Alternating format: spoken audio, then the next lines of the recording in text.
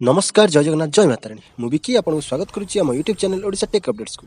आज 4 डिसेम्बर 2025 गुरुवार आज दिन भर अनेक गुरुत्वपूर्ण खबर गुड़िक रही चलता नजर पकेवा। भिडियोटी आरंभ करने पूर्व से गोटे अनुरोध जब प्रथम थर आम चैनल को आसते चैनल को सब्सक्राइब करेंगे। जब भिडियोटी भल लगी है तेज लाइक करने भूलें। नंबर 1 शिक्षक देवे अंडरटेकिंग ट्यूशन कले हेब कार्यानुष्ठान। हाई स्कूल हेउ कि प्राइमरी स्कूल एठारे कार्य करुवा समस्त शिक्षक और शिक्षयित्री एणिकी एक अंडरटेकिंग प्रधान शिक्षक को देवे। एथिरे सेमाने स्पष्ट भाव में घर ट्यूशन करूना उल्लेख करेंगे। जदि यार उल्लंघन हुए तेज कार्यानुष्ठान ग्रहण करेंगे सरकार। एमती एक निर्देश पाइबा पर विभिन्न जिलार शिक्षाधिकारी सेमानक अधीन थिबा प्रधान शिक्षक मानक चिठी लिखि तागिद करछन्ति। एथिरे कुहा जायछि जे विभिन्न समय सरकारी स्कूल शिक्षक शिक्षयित्री माने घरे ट्यूशन में व्यस्त रहउछन्ति। सेमाने पिलामानकु ट्यूशन पय बाध्य करूछन्ति। एहा द्वारा स्कूल ले पाठ पढ़ा व्याहत हेउछि। एही अभियोग विरुद्ध रे तदंत पय समस्त प्रधान शिक्षक को नोटिस दिया जायछि। पूरी जिला शिक्षाधिकारी जारी करथिबा चिठी रे प्रतिटी प्रधान शिक्षक को ताको अधीन थिबा शिक्षक और शिक्षयित्री जेमिति घरे ट्यूशन लिप्त न हेबे सेतिप्रति सचेतन रहिबाकु कुहा जायछि। जदि सेमिति किछि नजर को आसे सेतेबेले ओसीएस सीसीए नियम 1962 अनुसार कार्यानुष्ठान नेबाकु प्रधान शिक्षक को कुहा जायछि। खाली सेतिकि नुहे से शिक्षकक ना को शिक्षिकारी को व्यक्तिगत भावे जणेबाकु कुहा जायछि। नंबर 2 राशन कार्ड को नहीं आसला बड़ खबर। डिसेम्बर 31 पर्यंत जारी रहिबो ई केवाईसी प्रक्रिया। ई केवाईसी प्रक्रिया और क्षेत्र तर्जमा समय 6,83,995 जन मृत व्यक्ति चिन्हट होइछन्ति। सेहीपरि 33,128 अयोग्य राशन कार्ड को बातिल करा जायछि। जार परिवार सदस्य संख्या हेउछन्ति 1,20,199। सर्वाधिक खोर्धा जिले में 4,747 गोटी जाली राशन कार्ड थिला बेले सेहीपरि द्वितीय कटकरू 2905 गोटी जाली कार्ड, तृतीय सुंदरगढ़ जिले में 2357 गोटी जाली राशन कार्ड धरा पड़ी। विधानसभा लिखित उत्तर रखिले जोगाण मंत्री कृष्णचंद्र पात्र। अन्य एक लिखित उत्तर में जोगाण मंत्री कहिसेंति जे जून 2024 ठार राशन कार्ड पे मोट 15,33,153 गोटी आवेदन हस्तगत होइछि। तन्मध्यरु 3,23,145 गोटी आवेदन जार परिवार सदस्य संख्या 6,39,827 गुड़िक क्षेत्र तर्जमा पर योग्य विवेचित होई खाद्य सुरक्षा योजना नूतन भाव अंतर्भुक्त होइछि। नंबर 3 धान मंडी जगिबे मंत्री दुर्नीति रोकवाक मुख्यमंत्री का कड़ा कार्यानुष्ठान। राज्य में खरीफ ऋतु पर धान संग्रह प्रक्रिया को स्वच्छ और व्यवस्थापित करने को राज्य सरकार बड़ पदक्षेप ग्रहण करछन्ति। एणिकी धान मंडी उपर कड़ा नजर रखा खोद मंत्री माने दायित्व नेबे। मुख्यमंत्री विभिन्न मंत्री को जिलावारी दायित्व बंटन करछन्ति। एने विधानसभा जोगाण मंत्री कृष्णचंद्र पात्र उत्तर रखिछन्ति। प्रत्येक जिला जन जन मंत्री को मंडी दायित्व दिया जायछि। मंत्री माने विभिन्न मंडी को बुली स्थिति अनुधान करेंगे। धान संग्रह समय समन्वय पर मंत्री स्तरीय कमिटी गठन होइछि बोली आज गृहर उत्तर रखिछन्ति जोगाण मंत्री कृष्णचंद्र पात्र। जिलापाल प्रत्येक मंडी में जन जन अफिसर को दायित्व देवे। अफिसर माने जिलापाल को रिपोर्ट प्रदान करेंगे। समवाय पंचायत राज खाद्य जोगाण भली विभाग समन्वय रक्षा कार्य करेंगे। 5टी जिला को मोट 2,94,594 टोकन दि जाएगी।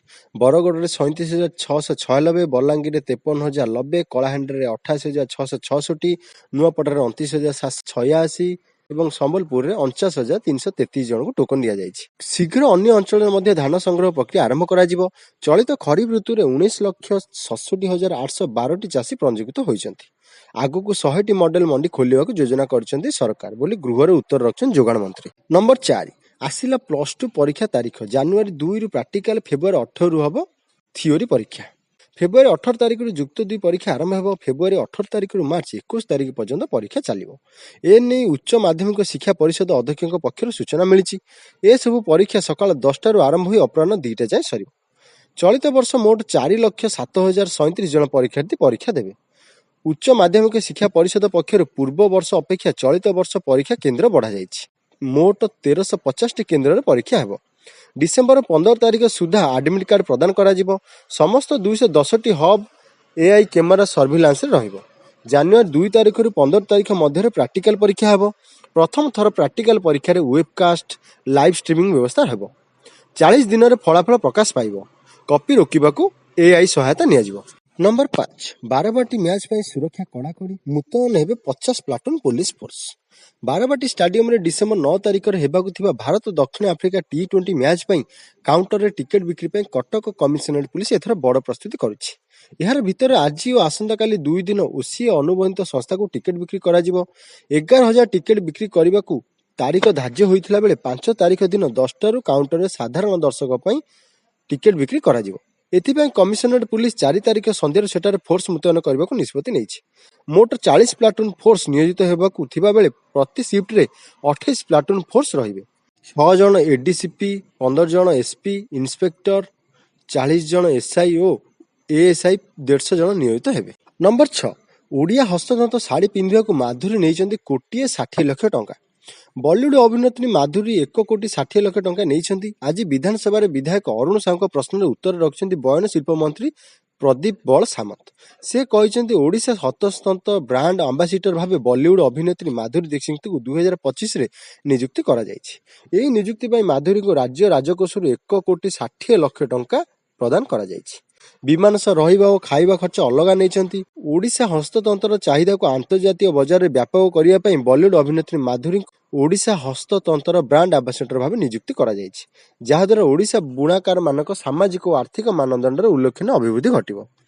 नंबर 7 बारबाटी टिकेट बिक्री पूर्व राति नुहे सकाळ 6 रु धाड़ी। बारबाटी स्टाडियम रे डिसेंबर 9 रे दक्षिण आफ्रिका टी20 मैच अनुष्ठित हेबाकु जाउछि। या पूर्व डीसीपी समीक्षा करिसंती। से कहिसंती काउंटर टिकेट बिक्री पई लुहा बैरिकेड करा जिवो। 11,000 टिकेट बिक्री करने तारीख धार्य होता बेले 5 तारीख दिन 10 रु काउंटर साधारण दर्शकों पर टिकेट बिक्री करा जिवो। क्रिकेट एकाडेमी पटु प्रवेश पथ रहिबो एवं प्रस्थान गेट संपूर्ण अलग रहिबो। 5 तारीख सकाळ 9 टिकेट बिक्री करा जिवो, तेनु सकाळ 6 धाड़ी रहिबाकु अनुमति रहिछि। टिकेट किनिबा पई केही पूर्व राति धाड़ी रहि परिबे नाही। कला बजार उपर स्वतंत्र भाव में नजर रखा जिवो। पुलिस बाहिनी सादा पोशाक रहिबे। सीसीटीवी सर्विलांस टिकेट बिक्री प्रक्रिया रे व्यवहार हेबो। नंबर 8 19 देशर प्रवास आवेदन स्थगित रखिला अमेरिका। अमेरिका जातीय सुरक्षा और जनसाधारण सुरक्षा उपर चिंता प्रकाश करी 19 अण यूरोपीय देश को प्रवासी मानक आवेदन स्थगित करिसेंति, जेउथिरे ग्रीन कार्ड और अमेरिकीय नागरिकता प्रक्रियाकरण अंतर्भुक्त। गत जून मासरे एही 19 अण यूरोपीय देशर आंशिक यात्रार प्रतिबंधक पकाउथिला अमेरिका। एही देशगुड़िक मध्य अफगानिस्तान और सोमालिया अंतर्भुक्त। यही नूतन नीति को रूपरेख प्रदान करने सरकारी स्मारक पत्र रे गत सप्ताह वाशिंगटन अमेरिकन नेशनल गार्ड सदस्यों उपर होइथिबा आक्रमण को उल्लेख करा जायछि, जेउथिरे जण अफगान व्यक्तित्व संदिग्ध भाव गिरफ करा जायतिला। गुलिकांड रे नेशनल गार्ड जड़े सदस्य मृत्यु होइतिला एवं अन्य जण गुरुतर आहत होइतिले। ट्रंप मध्य सांप्रतिक समय सोमालिया आदिवासी विरुद्ध में बयानबाजी वृद्धि कर सेमानकु आवर्जना बोली कहिसंति एवं आहुरी कहिसंति जे आमे सेमानकु आम देश रे चाहू नाही। 19 देशगुड़िक है Turkmenistan, Eritrea, Afghanistan, Iran, Myanmar, Libya, Chad, Sudan, Laos, Yemen, Togo, Sierra Leone, Somalia, Burundi, Equatorial Guinea, Congo गणराज्य, क्यूबा, हाइती एवं वेनेजुएला। नंबर 9 नकली औषध बिकिले निस्तार नाही। बजार रे बुलुची पुला पुला नकली मेडिसिन। 4 वर्ष चिन्हट है 168 नकली मेडिसिन आउ 388 निम्नमानर मेडिसिन चिन्हट करा जायछि।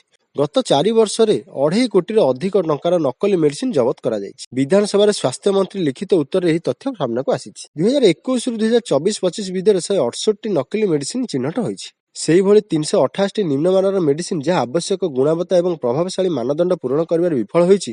2021 रे 79, 2022 रे 64, 2023 रे 14 नकल औषध चिन्ह होइथिला बेले 2024 रे 11 नकल मेडिसिन चिन्हट होइछि।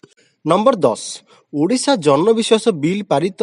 जुआ खेलिले जेल नाही, 5 रु 75,000 पर्यंत जरिमाना। राज्य में जुआ खेलिकी धरा पड़े आ जेल जावाक पड़िबनी। केवल जरिमाना देदेले सरकार जुआ खेला जनित अपराध को माफ करदेवे। एथिपाई राज्य सरकार ओडिशा जनविश्वास बिल 2025 आनिसंती। एही बिल 9टी विभागर 16टी आईन संशोधन करा जायथिबा बेले ओडिशा जुआ खेल प्रतिरोध अधिनियम 1955 व्यापक संशोधन कर समस्त जेल दंड को उठाई जरिमाना में परिणत करा जायछि। एथिरे मुख्यतः 55,000 रु 75,000 टंका पर्यंत जरिमाना दे जुआ खेलाड़ी संस्था का अपराध माफ करिवार व्यवस्था करा जायछि। पूर्व जुआ खेलले जो 1 मास रु 6 मास पर्यंत कारागार थिला ताहा संपूर्ण भाव उठाई दिया जायछि। नंबर 11 300 टंका मिलिबो गैस सिलिंडर। आसामर मुख्यमंत्री हेमंत विश्व शर्मा मध्यवित्त परिवार पर एक बड़ आश्वस्ति घोषणा करिसेंति। से कहिसेंति राज्यर लक्ष लक्ष परिवार पर प्रति सिलिंडर 300 टंका रंधन गैस खूब शीघ्र वास्तवतार परिणत हेबो। निम्न आयकारी परिवार उपर आर्थिक बोझ ह्रास करने लक्ष्य यह पदक्षेप द्वारा ओरुनोडाई योजना एवं प्रधानमंत्री उज्ज्वला योजना अधीन हिताधिकारी मानक एलपीजी सिलिंडर उपर 250 टंकार सब्सिडी प्रदान करा जिवो। Social media platform X ray एक पोस्ट रे शर्मा कहिसेंति आसाम रे लक्ष लक्ष परिवार पई 300 टंकार रोषेई गैस आउ केवल स्वप्न नुहे बरं या खूब शीघ्र वास्तवतार परिणत हेबो। ଆସାମରେ ଓରୁନୋଡାଇ ପରିବାର ଏବଂ ପ୍ରଧାନମନ୍ତ୍ରୀ ଉଜ୍ଜ୍ୱଳା ହିତାଧିକାରୀମାନେ ଖୁବ୍ ଶୀଘ୍ର ରାଜ୍ୟ ସରକାରଙ୍କଠାରୁ ସେମାନଙ୍କ ଏଲ୍‌ପିଜି ସିଲିଣ୍ଡର ଉପରେ 250 ଟଙ୍କାର ସବସିଡି ପାଇବେ। ନମ୍ବର 12 ଦୋଷ ମାନିଲେ କ୍ଷମା ମାଗିଲେ ଶୁଭଙ୍କର। ପ୍ରେମୀ ଯୁଗଳ ଜଗନ୍ନାଥ ମନ୍ଦିର ଯିବା ନେଇ ଦେଇଥିବା ବିବାଦୀୟ ବୟାନକୁ ନେଇ କ୍ଷମା ମାଗିଲେ ୟୁଟ୍ୟୁବର ଶୁଭଙ୍କର ମିଶ୍ର। କହିଲେ, ମୁଁ କହିଥିବା କଥା କଳ୍ପନା ନୁହେଁ କି ମନରୁ କହିନି। ବିଭିନ୍ନ ୱେବସାଇଟରେ ବହୁ ପୂର୍ବରୁ ଏହା କୁହାଯାଇଛି। ଅଭିଯୋଗ ଆସିବା ପରେ ଭିଡିଓ ହଟାଇ ଦେଇଛି। ମୁଁ କୌଣସି ଗୁଜବ ପ୍ରଚାର କରିନି। ଶୁଭଙ୍କର ମିଶ୍ରଙ୍କ ପାଇଁ ବିବାଦୀୟ ବୟାନକୁ ନେଇ ଅଡୁଆ ବଢିଥିଲା। ସିଂହଦ୍ୱାର ଥାନାରେ ଏତଲା ଦେଇଥିଲେ ବରିଷ୍ଠ ସେବକ ଗୌରହରି ପ୍ରଧାନ। ଶ୍ରୀମନ୍ଦିର ଓ ମହାପ୍ରଭୁଙ୍କ ବିଷୟରେ ସୋସିଆଲ ମିଡିଆରେ ଅପପ୍ରଚାର କରିଥିଲେ ଶୁଭଙ୍କର। ସମଗ୍ର ଓଡ଼ିଶାରେ ଶୁଭଙ୍କରଙ୍କ ପ୍ରତିକ୍ରିୟାକୁ ନେଇ ହୋଇଥିଲା ସମାଲୋଚନା। ନମ୍ବର 13 ଏହି ଦିନ ଆକାଉଣ୍ଟକୁ ଆସିବ 10,000 ସୁଭଦ୍ରା ଟଙ୍କା। ଏକା ସାଙ୍ଗରେ 2ଟି ସୁଭଦ୍ରା କିସ୍ତି ପାଇବେ ହିତାଧିକାରୀ। ଏନେଇ ଉପମୁଖ୍ୟମନ୍ତ୍ରୀ ପ୍ରଭାତୀ ପରିଡା ଏକ ବଡ଼ ସୂଚନା ଦେଇଛନ୍ତି। ବିଶେଷ କରି ନୂଆ କରି ଯୋଡ଼ି ହୋଇଥିବା ହିତାଧିକାରୀଙ୍କ ଆକାଉଣ୍ଟକୁ ଯିବ 2ଟି ସୁଭଦ୍ରା କିସ୍ତି। ଏନେଇ 2026 ଜାନୁଆରୀ ପ୍ରଥମ ସପ୍ତାହରୁ କାର୍ଯ୍ୟ ତ୍ୱରାନ୍ୱିତ ହେବ, ଯାହାଫଳରେ ନୂଆ ବର୍ଷରେ ଏକା ସାଙ୍ଗରେ ଆକାଉଣ୍ଟକୁ 10,000 ଟଙ୍କା ଯିବ। ଏବେ ସୁଭଦ୍ରା ଯୋଜନା ପାଇଁ ଏକ ପୋର୍ଟାଲ ଖୋଲାଯାଇଛି। ବିଶେଷ କରି ଯେଉଁମାନଙ୍କୁ 21 ବର୍ଷ ହୋଇଥିବ ସେମାନଙ୍କୁ ସୁଭଦ୍ରା ପୋର୍ଟାଲରେ ସଂଯୋଗ କରାଯାଇଛି, ଯାହା ଏନ୍ଏଫ୍ଏସ୍ଏ ଏବଂ ଏସ୍ଏଫ୍ଏସ୍ଏସ୍ର ତଥ୍ୟ ଅନୁସାରେ ଯେଉଁମାନେ ଯୋଗ୍ୟ ଅଛନ୍ତି ସେମାନଙ୍କୁ ଏହି ଟଙ୍କା ପ୍ରଦାନ କରାଯିବ ଏବଂ ଅଯୋଗ୍ୟ ହିତାଧିକାରୀଙ୍କୁ ବାଦ୍ ଦିଆଯିବ ବୋଲି ଜଣାପଡ଼ିଛି। ମିଳିଥିବା ସୂଚନା ଅନୁସାରେ ସୁଭଦ୍ରା ଯୋଜନାରେ 27 ଲକ୍ଷରୁ ଅଧିକ ହିତାଧିକାରୀ ଯୋଡ଼ି ହୋଇଛନ୍ତି।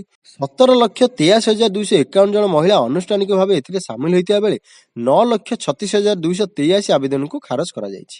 ଚଳିତ ଥର ସୁଭଦ୍ରା ଯୋଜନା ପାଇଁ ବିଧାନସଭାର ଅତିରିକ୍ତ ବଜେଟରେ 295 କୋଟି ବ୍ୟୟବରାଦ କରାଯାଇଛି। ନମ୍ବର 14 ସଞ୍ଚାର ସାଥୀ ଆପ୍ ସ୍ମାର୍ଟଫୋନରେ ପ୍ରି ଇନଷ୍ଟଲ ହେବ ନାହିଁ, ସରକାର ଆଦେଶକୁ ପ୍ରତ୍ୟାହାର କଲେ। ସଂସଦର ଶୀତକାଳୀନ ଅଧିବେଶନରେ ସଞ୍ଚାର ସାଥୀ ଆପ୍ ନେଇ ବିରୋଧୀଙ୍କ ପ୍ରବଳ ହଟ୍ଟଗୋଳ ପରେ ସରକାର ଆପ୍ ପୂର୍ବରୁ ସଂସ୍ଥାପିତ ହେବା ଆବଶ୍ୟକ କରିଥିବା ନିଷ୍ପତ୍ତିକୁ ପ୍ରତ୍ୟାହାର କରିଛନ୍ତି। ରିପୋର୍ଟ ଅନୁସାରେ ସଞ୍ଚାର ସାଥୀର ବର୍ଦ୍ଧିତ ଗ୍ରହଣୀୟତାକୁ ଦୃଷ୍ଟିରେ ରଖି ସରକାର ଏବେ ମୋବାଇଲ ଫୋନ ନିର୍ମାତାଙ୍କ ପାଇଁ ବାଧ୍ୟତାମୂଳକ ପ୍ରି ଇନଷ୍ଟଲେସନ ଆବଶ୍ୟକତାକୁ ପ୍ରତ୍ୟାହାର କରିବାକୁ ନିଷ୍ପତ୍ତି ନେଇଛନ୍ତି। ନିର୍ଦ୍ଦେଶନାମାକୁ ନେଇ 2 ଦିନ ଧରି ଲାଗି ରହିଥିବା ବିବାଦ ପରେ ଏହି ନିଷ୍ପତ୍ତି ଆସିଛି, ଯାହାକୁ ନେଇ ଗୋପନୀୟତା ବିବାଦ ସୃଷ୍ଟି ହୋଇଥିଲା। ନମ୍ବର 15 ଛତିଶଗଡ଼ ବିଜାରପୁରରେ ସୁରକ୍ଷାକର୍ମୀଙ୍କ ଏନକାଉଣ୍ଟରରେ 5 ମାଓବାଦୀ ନିହତ, ଜଣେ ଯବାନ ଶହୀଦ। ଏନକାଉଣ୍ଟରରେ 5 ମାଓବାଦୀ ନିହତ। ବିଜାପୁର ଦନ୍ତେୱାଡା ସୀମାରେ ସୁରକ୍ଷାକର୍ମୀଙ୍କୁ ବଳ ସଫଳତା। ବିଜାପୁର ଜିଲ୍ଲାରେ ସୁରକ୍ଷାକର୍ମୀଙ୍କ ଏନକାଉଣ୍ଟରରେ ଟଳିଲେ 5 ମାଓବାଦୀ। ଗାଙ୍ଗାଲୁର ଜଙ୍ଗଲରେ ସୁରକ୍ଷାକର୍ମୀ ଓ ମାଓବାଦୀଙ୍କ ମଧ୍ୟରେ ଗୁଳି ବିନିମୟରେ 5 ମାଓବାଦୀ ନିହତ ହୋଇଛନ୍ତି। ଗୁଳି ବିନିମୟରେ ଜଣେ ଯବାନ ଶହୀଦ ହୋଇଥିଲା ବେଳେ ଆଉ ଜଣେ ଗୁରୁତର ଆହତ ହୋଇଛନ୍ତି। ନମ୍ବର 16 ସବ୍ ଡିଭିଜନ ସ୍ତରରେ 58ଟି ଶୀତଳ ଭଣ୍ଡାର ନିର୍ମାଣ ଲକ୍ଷ୍ୟ, 252 କୋଟି ଟଙ୍କା ବ୍ୟୟବରାଦ। ଆଜି ବିଧାନସଭାରେ ଉଠିଛି ଶୀତଳ ଭଣ୍ଡାର କଥା। ରାଜ୍ୟରେ ଶୀତଳ ଭଣ୍ଡାର ନେଇ ଗୃହରେ ସରଗରମ ଆଲୋଚନା ହୋଇଛି। ମନ୍ତ୍ରୀଙ୍କ କହିବା ଅନୁସାରେ ବର୍ତ୍ତମାନ ରାଜ୍ୟରେ 35ଟି ଶୀତଳ ଭଣ୍ଡାର କାର୍ଯ୍ୟକ୍ଷମ ଅଛି, ଯାହା ଭିତରୁ 33ଟି ବେସରକାରୀ ଓ 2ଟି ସରକାରୀ ଶୀତଳ ଭଣ୍ଡାର ରହିଛି। ତେବେ ଏହାର କ୍ଷମତା ରହିଛି 1,72,180 ମେଟ୍ରିକ ଟନ୍। ମନ୍ତ୍ରୀଙ୍କ ସୂଚନା ଅନୁସାରେ ବିଗତ 10 ବର୍ଷରେ ରାଜ୍ୟରେ 26ଟି ଶୀତଳ ଭଣ୍ଡାର ନିର୍ମାଣ ହୋଇଛି, ଯାହା ଭିତରୁ 22ଟି କାର୍ଯ୍ୟକ୍ଷମ ଅଛି, 4ଟି କାର୍ଯ୍ୟକ୍ଷମ ନାହିଁ। ରାଜ୍ୟରେ ମୋଟ 133ଟି ଶୀତଳ ଭଣ୍ଡାର ରହିଥିବା ବେଳେ ସେଥିରୁ 98ଟି କାର୍ଯ୍ୟକ୍ଷମ ନାହିଁ। ତା ଭିତରୁ 22ଟି ସରକାରୀ ଓ 28ଟି ବେସରକାରୀ ଶୀତଳ ଭଣ୍ଡାର ରହିଛି ବୋଲି ମନ୍ତ୍ରୀ ସୂଚନା ଦେଇଛନ୍ତି। ମନ୍ତ୍ରୀ ଆହୁରି ମଧ୍ୟ କହିଛନ୍ତି ଯେ ନୂଆ ଶୀତଳ ଭଣ୍ଡାର ପାଇଁ ସରକାର ଆର୍ଥିକ ବ୍ୟବସ୍ଥା କରିଛନ୍ତି। ଯଦି ସବୁ ଶୀତଳ ଭଣ୍ଡାର କାର୍ଯ୍ୟକ୍ଷମ ହୋଇଥାନ୍ତା, ଆଳୁ ଝଡ଼ ଦେଖିବାକୁ ମିଳିନଥାନ୍ତା। ସବ୍ ଡିଭିଜନ ସ୍ତରରେ 58ଟି ଶୀତଳ ଭଣ୍ଡାର ନିର୍ମାଣ ଲକ୍ଷ୍ୟ କରାଯାଇଛି। ଏଥିପାଇଁ 252 କୋଟି ଟଙ୍କା ବ୍ୟୟବରାଦ କରାଯାଇଛି। ଆଗକୁ ବ୍ଲକ ସ୍ତରରେ ନିର୍ମାଣ ପାଇଁ ଯୋଜନା ରହିଛି ଶୀତଳ ଭଣ୍ଡାର। ନମ୍ବର 17 ଦିଲ୍ଲୀର ଏମସିଡି ଉପନିର୍ବାଚନ ଫଳାଫଳ ଘୋଷଣା ହେଲା। ଦିଲ୍ଲୀ ମହାନଗର ନିଗମ 12ଟି ୱାର୍ଡରେ ହୋଇଥିବା ଉପନିର୍ବାଚନ ଫଳାଫଳ ଆଜି ଘୋଷଣା କରାଯାଇଛି। ବିଜେପି ଶାଲିମାର ବାଗ ବି, ବିନୋଦ ନଗର, ଦିଚାଓ କଲ୍ଲା ଏବଂ ଚାନ୍ଦିନୀ ଚୌକ ୱାର୍ଡରେ ବିଜୟ ହୋଇଛି। ଆମ୍ ଆଦମୀ ପାର୍ଟି ପୂର୍ବରୁ ବିଜେପି ଦ୍ୱାରା କବ୍ଜା ହୋଇଥିବା ମୁଣ୍ଡୁକା ୱାର୍ଡରେ ବିଜୟ ହୋଇଛି ଏବଂ କଂଗ୍ରେସ ସଙ୍ଗମ ବିହାର ୱାର୍ଡରେ ବିଜୟ ହୋଇଛି। ନଭେମ୍ବର 30 ତାରିଖରେ ହୋଇଥିବା ଉପନିର୍ବାଚନରେ 38.51% ମତଦାନ କରାଯାଇଥିଲା। ନମ୍ବର 18 ଶିକ୍ଷକଙ୍କ ପାଇଁ ଉଚ୍ଚସ୍ତରୀୟ କମିଟି ଗଠନ। ରାଜ୍ୟ ସରକାରଙ୍କ ବିଦ୍ୟାଳୟ, ଗଣଶିକ୍ଷା ବିଭାଗ ଏବଂ ଉଚ୍ଚଶିକ୍ଷା ବିଭାଗ ଅଧୀନରେ ବିଭିନ୍ନ ପ୍ରକାର ସରକାରୀ ଏବଂ ଅନୁଦାନ ପ୍ରାପ୍ତ ଓ ଅନୁଦାନ ପ୍ରାପ୍ତ ବେସରକାରୀ ଶିକ୍ଷାନୁଷ୍ଠାନ ରହିଛି। ଏହି ଶିକ୍ଷାନୁଷ୍ଠାନ ଗୁଡ଼ିକ ବିଭିନ୍ନ ଶିକ୍ଷକ, ଅଧ୍ୟାପକ ଏବଂ କର୍ମଚାରୀ ସଂଘ ସେମାନଙ୍କର ବିଭିନ୍ନ ପ୍ରକାର ଦାବି ସରକାରଙ୍କ ନିକଟରେ ଉପସ୍ଥାପନ କରିଆସୁଛନ୍ତି। ସେମାନଙ୍କର ଏହି ଦାବି ଉପରେ ବିଭିନ୍ନ ସମୟରେ ଆଲୋଚନା ମଧ୍ୟ କରାଯାଉଛି। ଏହାକୁ ରାଜ୍ୟ ସରକାର ଗୁରୁତ୍ୱର ସହ ବିଚାର କରି ଶିକ୍ଷକ, ଅଧ୍ୟାପକ ଏବଂ କର୍ମଚାରୀଙ୍କର ଦାବି ସମୂହର ଅନୁଶୀଳନ ନିମନ୍ତେ ଶ୍ରୀ ଅଶୋକ କୁମାର ତ୍ରିପାଠୀ ଭାରତୀୟ ପ୍ରଶାସନିକ ସେବା ଙ୍କ ଅଧ୍ୟକ୍ଷତାରେ ଏକ ଉଚ୍ଚସ୍ତରୀୟ କମିଟି ଗଠନ କରିଛନ୍ତି। ଓ ନିଷ୍ପତ୍ତି ନେଇଛନ୍ତି। ଉକ୍ତ କମିଟି 6 ମାସ ମଧ୍ୟରେ ରାଜ୍ୟ ସରକାରଙ୍କୁ ରିପୋର୍ଟ ପ୍ରଦାନ କରିବେ। ନମ୍ବର 19 T20 ପାଇଁ 15 ଜଣିଆ ଖେଳାଳି ଘୋଷଣା। ଡିସେମ୍ବର 9 ତାରିଖରେ କଟକରେ ଭାରତ ଦକ୍ଷିଣ ଆଫ୍ରିକା ମଧ୍ୟରେ ପ୍ରଥମ T20 ମ୍ୟାଚ୍ ଖେଳାଯିବ। ବିସିସିଆଇ ପକ୍ଷରୁ T20 ମ୍ୟାଚ୍ ପାଇଁ 15 ଜଣିଆ ଖେଳାଳି ଘୋଷଣା କରାଯାଇଛି। ଭାରତୀୟ ଦଳ ତରଫରୁ ସୂର୍ଯ୍ୟ କୁମାର ଯାଦବଙ୍କୁ ଅଧିନାୟକ ଦାୟିତ୍ୱ ମିଳିଥିବା ବେଳେ ଶୁଭମନ ଗିଲଙ୍କୁ ଉପ ଅଧିନାୟକ ଦାୟିତ୍ୱ ମିଳିଛି। ଅଭିଷେକ ଶର୍ମା, ତିଲକ ବର୍ମା, ହାର୍ଦ୍ଦିକ ପାଣ୍ଡ୍ୟା, ଶୁଭମ ଦୁବେ, ଅକ୍ଷର ପଟେଲ, ଜିତେଲ ଶର୍ମା, ସଞ୍ଜୁ ସାମସଙ୍ଗ, ଜସପ୍ରୀତ ବୁମରା, ବରୁଣ ଚକ୍ରବର୍ତ୍ତୀ, ଅର୍ଷଦୀପ ସିଂ, କୁଲଦୀପ ଯାଦବ, ହର୍ଷିତ ରାଣା, ୱାଶିଂଟନ ସୁନ୍ଦରଙ୍କ ନାଁ ଘୋଷଣା କରାଯାଇଛି। ନମ୍ବର 20 100 ମାର୍କରୁ ମାତ୍ର 1 ରଖି ପାଇଲେ LTR ହିନ୍ଦୀ ଶିକ୍ଷକ ଚାକିରି, ପ୍ରାର୍ଥୀଙ୍କ ମଧ୍ୟରେ ଅସନ୍ତୋଷ। ଲିଭ୍ ଟ୍ରେନିଂ ରିଜର୍ଭ ବା LTR ହିନ୍ଦୀ ଶିକ୍ଷକ ନିଯୁକ୍ତି ପାଇଁ ପ୍ରକାଶିତ ପ୍ରିଲିମିନାରୀ ପରୀକ୍ଷା ଫଳରେ ବିଭିନ୍ନ ବର୍ଗ ପାଇଁ ଧାର୍ଯ୍ୟ ହୋଇଥିବା କଟ୍ଅଫ୍ ମାର୍କକୁ ନେଇ ବ୍ୟାପକ ଆଲୋଚନା ବା ଅସନ୍ତୋଷ ଦେଖାଯାଇଛି। ଗତ ମାସ 16 ତାରିଖରେ ଅନୁଷ୍ଠିତ ହୋଇଥିବା ଏହି ପରୀକ୍ଷାରେ ଫଳାଫଳ ସୋମବାର ଦିନ ପ୍ରକାଶ ପାଇଛି। 100 ମାର୍କରୁ ଅନୁସୂଚିତ ଜାତି SC ବର୍ଗ ପାଇଁ କଟ୍ଅଫ୍ ମାର୍କ ମାତ୍ର 1 ମାର୍କ ଧାର୍ଯ୍ୟ କରାଯାଇଛି, ଯାହାକି ସର୍ବନିମ୍ନ ମାର୍କ ରଖିଥିବା ପ୍ରାର୍ଥୀଙ୍କୁ ମଧ୍ୟ ମୁଖ୍ୟ ପରୀକ୍ଷା ପାଇଁ ଯୋଗ୍ୟ କରିଛି। ସେହିପରି SC ମହିଳା ପ୍ରାର୍ଥୀଙ୍କ ପାଇଁ କଟ୍ଅଫ୍ 2.5 ମାର୍କ ରହିଛି। ଅନୁସୂଚିତ ଜନଜାତି ବା ST ବର୍ଗ ପାଇଁ କଟ୍ଅଫ୍ 2.75 ଏବଂ ST ମହିଳାଙ୍କ ପାଇଁ 3 ମାର୍କ ରଖାଯାଇଛି। ଅନ୍ୟପଟେ SC/BC ବର୍ଗ ପାଇଁ କଟ୍ଅଫ୍ 23.5, ସାଧାରଣ ବର୍ଗ ପାଇଁ 29 ଏବଂ ପୂର୍ବତନ ଚାକିରିଆ ବର୍ଗ ପାଇଁ 30 ମାର୍କ ରହିଛି। ଶିକ୍ଷା ବିଶେଷଜ୍ଞ ଏବଂ ଚାକିରି ଆଶ୍ରୟମାନେ ପ୍ରଶ୍ନ ଉଠାଇଛନ୍ତି ଯେ ଉଚ୍ଚ ଶିକ୍ଷାଗତ ମାନ ବଜାୟ ରଖିବାକୁ ଥିବା ଶିକ୍ଷକ ନିଯୁକ୍ତି ପ୍ରକ୍ରିୟାରେ ଏତେ କମ୍ ମାର୍କ ରଖିଥିବା ପ୍ରାର୍ଥୀଙ୍କୁ କିପରି ପରିବର୍ତ୍ତିତ ପର୍ଯ୍ୟାୟକୁ ଯିବାକୁ ଅନୁମତି ଦିଆଯାଉଛି। ଏପରି କମ୍ କଟ୍ଅଫ୍ ପଛରେ କାରଣ ଜଣା ନଥିବା ବେଳେ ଏହାକୁ ନେଇ ଆଶ୍ରୟୀମାନଙ୍କ ମଧ୍ୟରେ ଦ୍ୱନ୍ଦ୍ୱ ଏବଂ ସମାଲୋଚନା ବଢ଼ିବାରେ ଲାଗିଛି। ଆଜି ପାଇଁ ଏତିକି, ଦେଖାହବ ପରବର୍ତ୍ତୀ ଭିଡ଼ିଓରେ। ଯଦି ଭିଡ଼ିଓଟି ଭଲ ଲାଗିଥାଏ ତେବେ ଲାଇକ୍ କରିବେ। ଯଦି ପ୍ରଥମ ଥର ଆମ ଚ୍ୟାନେଲକୁ ଆସିଥିବେ ଆପଣଙ୍କ ଭଲ ପାଇବା ଦେବେ, ଚ୍ୟାନେଲଟିକୁ ସବସ୍କ୍ରାଇବ୍ କରିବେ। ନମସ୍କାର, ଜୟ ଜଗନ୍ନାଥ।